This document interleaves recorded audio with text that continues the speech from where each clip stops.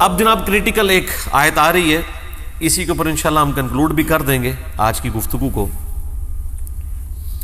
للفقراء الذین احصروا فی سبیل اللہ، صدقہ اور خیرات کے حقدار سب سے زیادہ وہ لوگ ہیں جو اللہ کی راہ میں روک لیے گئے ہیں.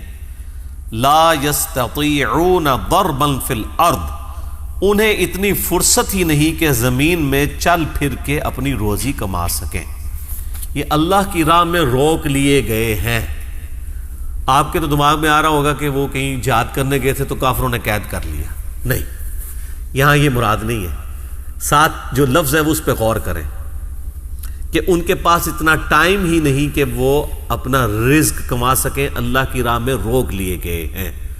اس سے مراد اسپیسیفکلی اصحاب صفا تھے جو اللہ کی راہ میں مسجد نبوی میں روک لیے گئے تھے. وہ پورا دن حضور علیہ السلام سے تعلیم حاصل کرتے تھے.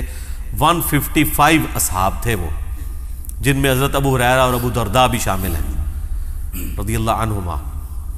تو اب وہ بخاری مسلم دونوں میں یہ حدیث بھی ہے. سیدنا ابو ہریرہ کہتے ہیں کہ میرے ساتھی کہتے ہیں کہ ابو ہریرہ اتنی حدیثیں بیان کرتا ہے، ہم لوگ تو وہ اتنی حدیثیں بیان نہیں کرتے. تو انہوں نے پھر اپنی جسٹیفیکیشن دی ہے کہ میرے جو باقی ساتھی ہیں ان کو تو دن کے وقت محنت اور مزدوری سے فرصت نہیں ملتی، اور میں پورا دن حضور کے ساتھ ہوتا ہوں، آپ سے سوال کرتا ہوں، آپ مجھے بتاتے رہتے ہیں، تو میں حضور سے وہ باتیں یاد رکھ لیتا ہوں. تو یہ جینون چیز ہے کہ جو بندہ ٹیچر کے ساتھ ہر وقت اٹیچ رہے گا اس کا جو نالج کا لیول ہے باقی لوگوں سے زیادہ ہوگا. تو اللہ تعالیٰ ہمارا سب سے زیادہ تمہارے صدقات کے حقدار وہ لوگ ہیں جنہوں نے اپنی زندگی دین کے لیے وقف کر دی ہے.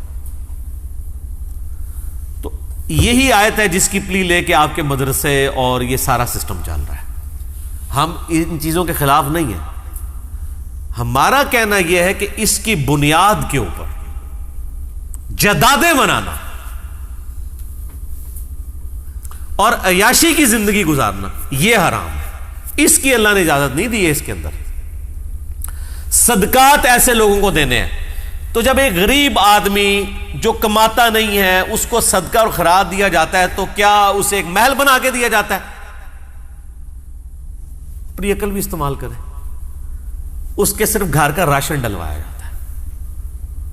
اب کوئی شخص یہ بھی کہہ سکتا ہے کہ یار اگر باقی لوگوں کا یہ حق ہے کہ وہ اچھی زندگی گزاریں تو وہ کیوں نہ گزاریں؟ اس لیے کہ سر اس نے آخرت اڈاپٹ کی ہے. دوئیں جہانیں مٹھے باؤ نہیں ہو سکتا. اس نے خود اڈاپٹ کیا ہے کہ میں نے دنیا میں سبسسٹنس لیول پہ زندگی گزارنی ہے، میں اللہ سے آخرت میں جنت لوں گا. پھر سر ہے سر یہاں پہ جو کروڑ پتی بندہ ہے نا اس کو اس کے سٹیٹس کا عشر عشیر بھی نہیں ملے گا جو آخرت میں اس کو ملنے والا ہے. تو بڑا سمجھدار ہے.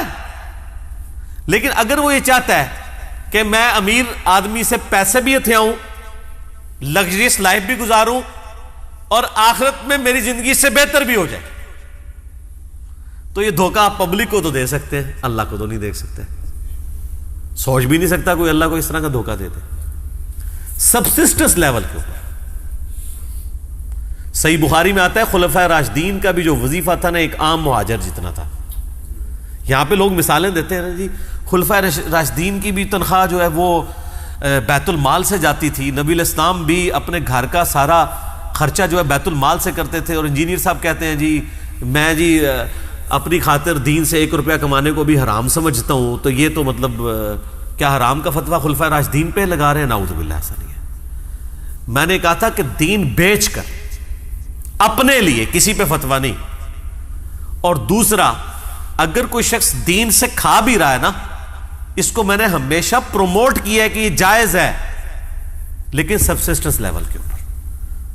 ہمارے اس پلیٹ فارم سے میں نے پوری ویڈیوز ریکارڈ کروائی تھی کہ جو لوگ دین کے لیے وقف ہوئے میں ہیں، اللہ کے لیے دین کا کام کر رہے ہیں، آپ کی رسپانسبلٹی ہے کہ ان کو آپ فائنینشلی سپورٹ کریں. بائی نیم میں نے ڈاکٹر ذاکر نائک کا، ڈاکٹر اسرار کا، ان سب لوگوں کے نام لیے تھے. یہ حقدار ہیں کہ آپ ان کو سپورٹ کریں.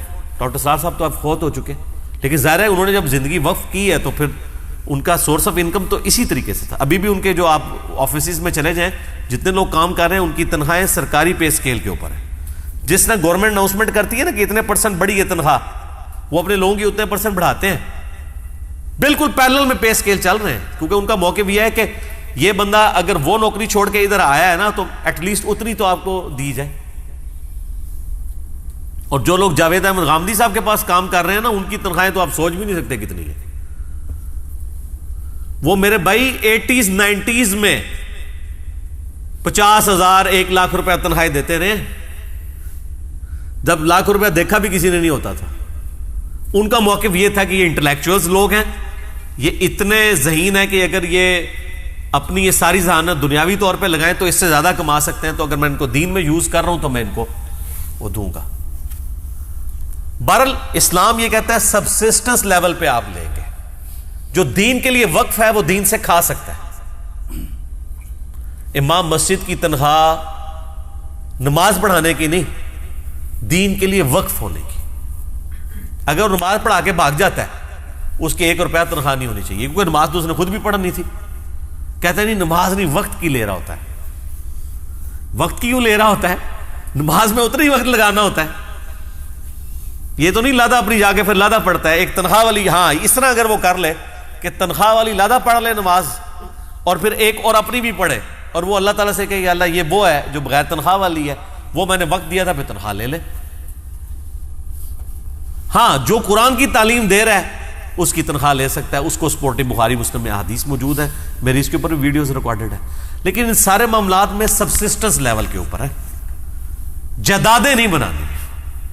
اگر کوئی شخص جائیدادیں بنانے کے لیے مال اکٹھا کرتا ہے تو یہ ہے حرام.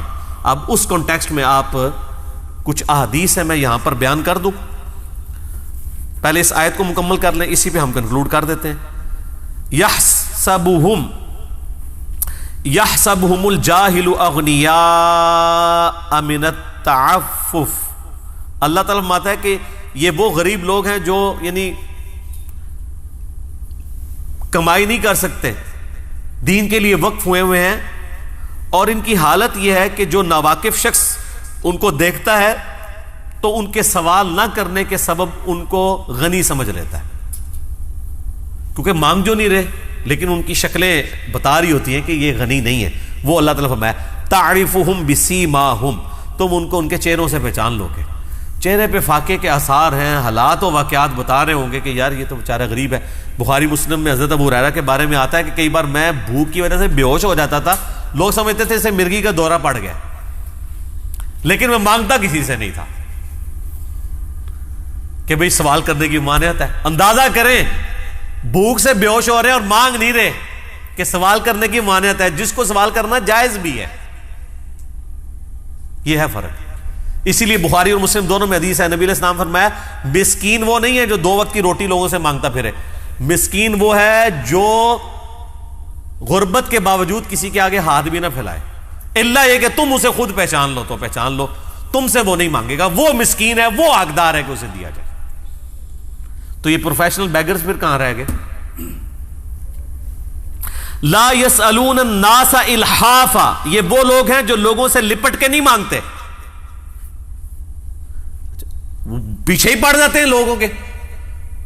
تو اللہ تعالیٰ نے اس کو کہا کہ یہ وہ لوگ نہیں ہیں جو پیچھے پڑ جائیں اور مانگنا شروع کر دیں. اللہ اکبر. وما تنفقوا من خیر فإن اللہ بہ علیم، جو کچھ بھی تم اللہ کی راہ میں خرچ کرتے ہو پس اللہ تعالیٰ خوب جانتا ہے. یعنی اللہ تعالیٰ تمہارے اجر کو ضائع نہیں کرے گا، اللہ کے علم ہے تم نے اللہ کے لیے سب کچھ خرچ کیا. تو یہ اس کانٹیکسٹ میں نبی علیہ السلام کی ایک حدیث بھی ہے، سنن نبی داؤد میں، سنن نسائی میں. نبی علیہ السلام فرمایا جس کے پاس 40 اوقیہ، 40 درہم یا 1 اوقیہ اسے کہتے ہیں. 40 درہم اس وقت 4 دینار کے برابر تھا، سونے کے 4 سکوں کے برابر اور چاندی کے 40 سکے. 1 درہم 1 اوقیہ کہلاتا تھا. آج کا وہ 1.5 تولے سونا بنتا ہے. جس کے پاس 1.5 تولے سونا ہے آج کی ڈیٹ میں، یا اس کی مالیت اس کے پاس موجود ہے، اس کے باوجود وہ کسی سے سوال کرتا ہے، تو نبی علیہ السلام فرمایا کہ وہ وہی ہے جو قرآن میں کہا گیا کہ جو لپٹ کے زبردستی مانگنے والا ہے. یہ ہے کرائٹیریا.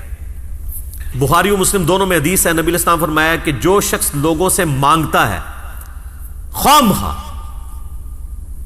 یعنی مال جوڑنے کے اعتبار سے بات ہو رہی ہے، تو قیامت والے دن اس حال میں آئے گا کہ اس کے چہرے پہ گوشت نہیں ہوگا. یہ سب سے پہلا عذاب اس پہ پڑے گا. مسلم شریف میں حدیث ہے جو شخص مال بڑھانے کے لیے مانگے تو وہ لوگوں سے انگارے مانگ رہا ہے. اب تمہاری مرضی ہے زیادہ انگارے مانگ لو یا تھوڑے. جو میں نے کہا تھا نا کہ جو شخص دین کے لیے وقف ہے نا وہ سبسسٹنس لیول پہ دین سے کھا سکتا ہے. یہاں پہ مسلم شریف کی حدیث میں آ گیا نبی علیہ السلام فرمایا کہ جو شخص مال بڑھانے کے لیے مانگ رہا ہے نا وہ دوزخ کی آگ جمع کر رہا ہے. تو یہ مال بڑھانے کے لیے کر رہے ہوتے ہیں نا. 3,000 امام مسجد کی تنخواہ ہے, خطیب کی 10,000 ہے, یا آج کل چلے 25 تک پہنچ چکی ہے, اور گاڑی ہونڈا سیوک رکھی ہے اور ڈرائیور بھی رکھا ہوا ہے. یہ مال بڑھانے کے لیے مانگ رہے ہیں. تو یہ دوزخ کی آگ ہے, یہ گاڑیاں نہیں ہیں, یہ دوزخ کی گاڑی ہیں.